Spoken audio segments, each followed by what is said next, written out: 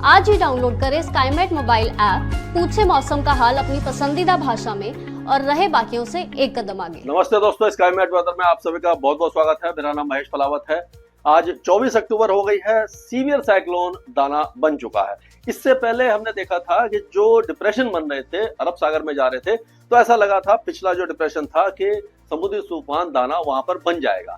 लेकिन क्योंकि नाम तो ये दिया गया था, या अगला जो भी तूफान बनता, चाहे वो बंगाल की खाड़ी में बनता या अरब सागर, बंगाल की खाड़ी या अरब सागर में बनता, उसका नाम DANA दाना ही होता और ये कतर द्वारा सुझाया गया है। तो नाम तो जब वो नहीं बना तो ये यहाँ पर जो बन गया है, तो इसको भी अब इसका नाम दाना होगा। और ये जैसे मैंने पहले भी बताया था कि नोमेनक्लेचर क्या था, नाम कैसे रखे जाते हैं। तो जो अरब सागर है, बंगाल की खाड़ी, हिंद महासागर, जो आसपास के 13 देश हैं, ये बारी बारी से अपना नाम देते हैं।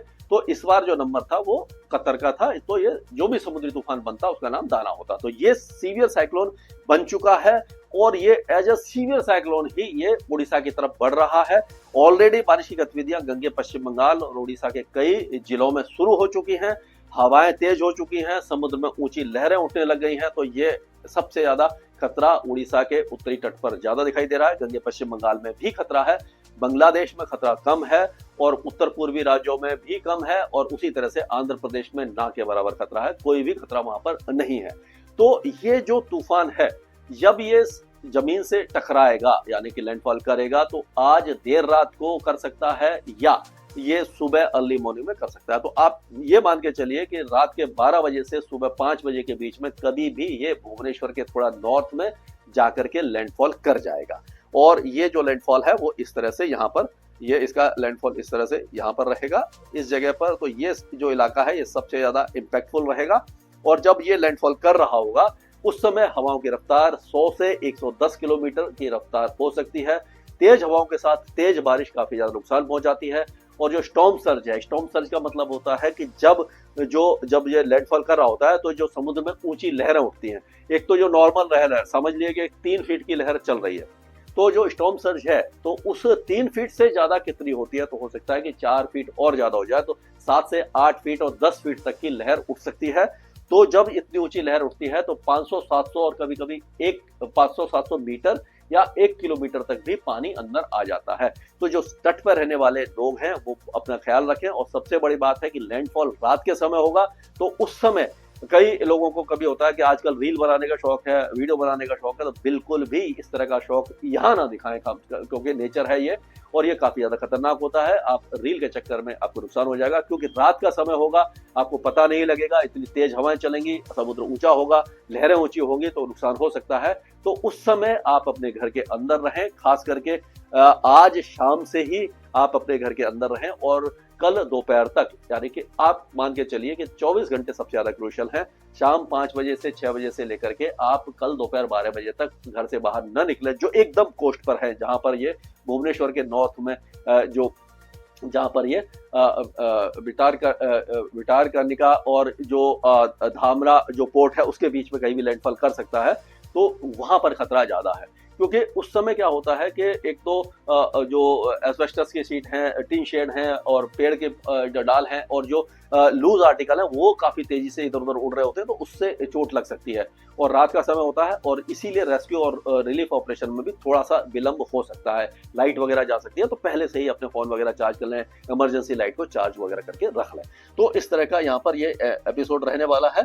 और उसके बाद जब लैंडफॉल जब कर जाता है जो कोई भी वेदर सिस्टम, तो उसके बाद वो धीरे धीरे कमजोर पड़ने लग जाता है और 25 तारीख के दोपहर तक ये सब कुछ शांत हो जाएगा, हवाएं कमजोर हो जाएंगी, बारिश काफी कम हो जाएगी और अंदरूनी इलाकों में जाकर के ये डिप्रेशन बन जाएगा और धीरे धीरे और ज्यादा कमजोर हो जाएगा। तो आगे चलते हैं कि किस तरह का वो है। ये एक रूट बनाया था मैंने, जो आपको अपडेट में करता रहूंगा। ये जो समुद्री सतह के तापमान है, आप देखिए कि यहाँ पर दिखा रहे हैं 30 डिग्री के आसपास है। और 28 डिग्री से ऊपर जब समुद्री सतह के तापमान होते हैं तो साइक्लोन को एनर्जी मिलती है। तो ये 30 डिग्री है, इसका मतलब है कि ये साइक्लोन को और ज्यादा सशक्त होने में मदद कर रहे हैं। तो साइक्लोन इस जगह पर था, अब यहाँ पर आ गया है। धीरे धीरे जब ये लैंडफॉल कर रहा होगा उस समय थोड़ा सा टेम्परेचर कम होगा, लेकिन बहुत ज्यादा असर नहीं पड़ेगा और जो वर्टिकल विंड शेयर है वो भी कम है, इसीलिए एज अ सीवियर साइक्लोन ही ये तट से टकराएगा। पोस्ट मानसून सीजन में पिछले 2-3 सालों से कोई भी साइक्लोन नहीं आया है।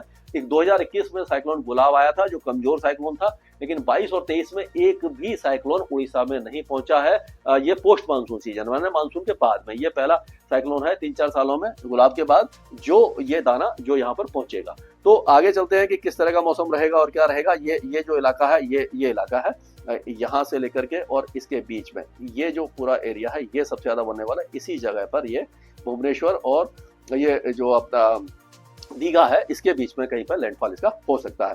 तो जो एरिया ऑफ इम्पैक्ट है वो यहाँ पर रहेगा। इन सारे इलाकों में लाइट टू मॉडरेट रेन रहेगी और यहाँ पर हैवी से वेरी हैवी रेन हो सकती है। तो ये हमने देखा। तो अब अगर देखें हम इसको मॉडल के हिसाब से देखें तो आप मान के चलिए कि ये जब लैंडफॉल कर रहा होगा तो ये भुवनेश्वर वगैरह है, कटक, केंद्रपाड़ा, जाजपुर, ये जो है दीघा वगैरह, ये सारे इलाके, जगत सिंहपुर और भद्रक वगैरह, यहाँ पर भारी से अति भारी बारिश की संभावना है और तेज हवाएं चल सकती हैं। और जैसे जैसे आप दक्षिण में आएंगे कलिंगापट्टनम वगैरह ये जो इलाके हैं यहाँ पर बहुत हल्की बारिश होगी। मतलब जो उत्तरी आंध्र प्रदेश है यहाँ पर खतरा नहीं है। अंदरूनी इलाकों में भी ज्यादा खतरा नहीं है, बारिश वगैरह हो सकती है। गंगे पश्चिम बंगाल में भी ये मिदनीपुर वगैरह में तेज बारिश है। बाकी इलाकों में कलकत्ता, हुगली, हावड़ा, डायमंड हार्बर और 24 परगना यहाँ पर हल्की से मध्यम बारिश होगी। तेज हवाएं चल सकती है 70 से 80 किलोमीटर की। तो ये जब इसका इम्पैक्ट है आप देखिए, ये पश्चिम बंगाल के कई इलाके, पूर्वी बिहार, झारखंड के कुछ इलाके और उड़ीसा के अंदरूनी इलाकों के साथ साथ उत्तर पूर्वी राज्यों में इसका असर दिखाई दे रहा है। और अगर और आगे चलते हैं हम अगले दिन में तो आप देखिए जब लैंडफॉल कर रहा होगा तो ये थोड़ा सा ये झारखंड के जो सिंहभूमि वगैरह, पश्चिमी सिंहभूमि वगैरह यहाँ पर इसका असर दिखाई देगा और गंगे पश्चिम बंगाल के कुछ इलाकों में इसका असर दिखाई दे सकता है। तो इसको हम अगर वैसे देखते हैं तो ये पहाड़ों पर, जैसे मैंने बताया कि जम्मू कश्मीर में कोई भी वेदर एक्टिविटी नहीं है। 25 तारीख को ऊंचे पहाड़ों पर एक वेस्टर्न डिस्टर्बेंस आएगा, हल्की फुल्की बारिश दे सकता है। हिमाचल प्रदेश में भी कुछ नहीं है और उत्तराखंड में भी मौसम साफ रहेगा। पंजाब में उत्तर पश्चिम दिशा से हवाएं चलेंगी, दिन में तेज धूप रहेगी, रात में मौसम थोड़ा सा अच्छा हो जाएगा। अभी सर्दी आने में समय है। हरियाणा और दिल्ली में भी आप देखेंगे कि कोई भी मौसमी गतिविधि आपको दिखाई नहीं देने वाली है। पूरा हरियाणा ये एक तरह से साफ रहने वाला है। और उसी तरह से अगर ये दिल्ली की बात करें तो दिल्ली और एनसीआर में भी कोई वेदर एक्टिविटी नहीं है। पॉल्यूशन काफी ज्यादा बढ़ गया है, सीवियर कंडीशन आने वाली है। और जैसे ही ये क्या होगा कि टेम्परेचर और ज्यादा गिरेगा तो स्मॉग बन जाएगा, तो बहुत ज्यादा खतरा है, अपना ख्याल रखें। अब अगर हम चलते हैं और आगे चलते हैं यहाँ पर हम उत्तर प्रदेश की तरफ, तो उत्तर प्रदेश में भी कोई वेदर एक्टिविटी हमें दिखाई नहीं दे रही है। पूर्वी उत्तर प्रदेश में 25 और 26 तारीख को बादल छा सकते हैं, बारिश की संभावना ना के बराबर है।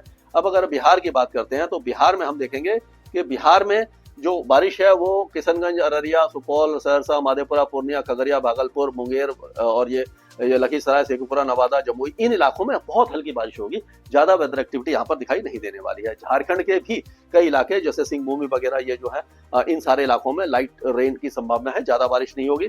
और सबसे बड़ी बात है कि ये जो गंगे पश्चिम बंगाल में मिदनीपुर है, पुरुलिया है, बांकुरा, ये ज्यादा बारिश देखेंगे। बाकी इलाकों में हल्की बारिश रहेगी, जहां पर भी खतरा ज्यादा नहीं है। 60 से 70 या 70 से 80 किलोमीटर प्रति घंटा की रफ्तार से ये मिदनीपुर के कुछ इलाकों में हवाएं चल सकती हैं।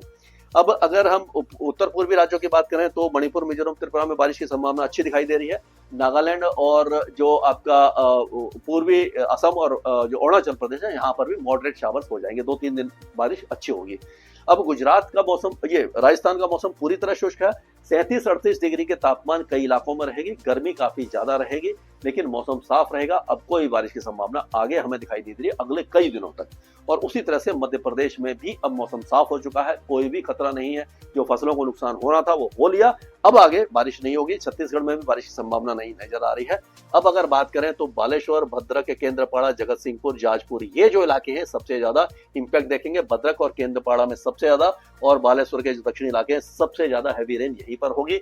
और उसके बाद मयूरभंज, केजोनगढ़, ये जो इलाके हैं ये भी अच्छी बारिश देखेंगे 25 तारीख की दोपहर और शाम को। लेकिन सुंदरगढ़, देवगढ़, संबलपुर, औंगोल, देखनाल, कटक, कोरडा, पुरी, नयागढ़, यहाँ पर हल्की से मध्यम बारिश होगी। हवाएं यहाँ पर भी तेज चल सकती है, लेकिन सबसे ज्यादा खतरा कोस्टल एरियाज में ही दिखाई देगा आपको।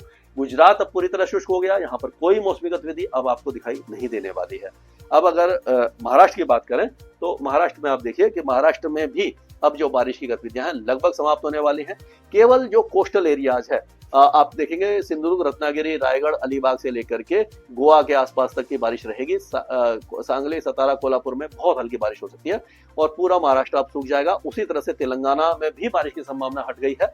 आंध्र प्रदेश के ज्यादातर इलाके सूखे रहेंगे। अनंतपुर, चित्तूर, कडप्पा में हल्की बारिश होगी, लेकिन कर्नाटक और तमिलनाडु और केरल ये जो इलाके हैं वो अच्छी बारिश देखेंगे अगले 3-4 दिनों के दौरान, क्योंकि यहाँ पर मानसून जो नॉर्थ ईस्ट मानसून है वो एक्टिव होने की संभावना है। जो अंडमान और निकोबार द्वीप समूह है वहां पर भी बारिश की गतिविधियां कम हो जाएंगी। लक्षद्वीप में भी हल्की से मध्यम बारिश आपको दिखाई देगी। तो सबसे बड़ा वेदर सिस्टम है ये साइक्लोन दाना, और उत्तर भारत और मध्य भारत से लेकर के पूरे जो इलाके हैं ज्यादातर इलाके सूखे रहेंगे, लेकिन पहाड़ों पर एक वेस्टर्न डिस्टर्बेंस है जो पहला अच्छा वेस्टर्न डिस्टर्बेंस है, लेकिन केवल ऊंचे पहाड़ों को ही ये इफेक्ट करेगा। तो साइक्लोन का अपडेट और बाकी चीजों का अपडेट मैं आपको लगातार देता रहूंगा स्काईमेट वेदर में। अभी के लिए मौसम से जुड़ी सटीक जानकारी और खबरों के लिए हमारे YouTube चैनल को सब्सक्राइब करें और बेल आइकन दबाकर हर खबर पर रखें नजर।